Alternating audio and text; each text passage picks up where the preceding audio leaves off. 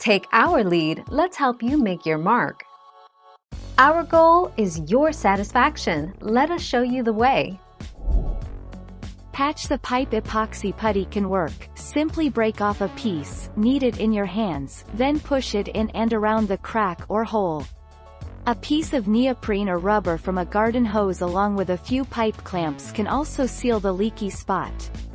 If you don't have any epoxy putty or pipe clamps, reach for the duct tape. 10 September 2019.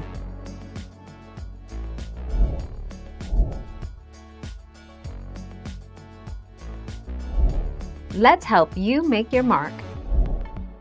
Blue Monster compression seal tape stops problem leaks while under pressure, without turning off the water source. Developed for professional plumbing contractors, Blue Monster compression seal tape is ideal for crisis and long-term applications.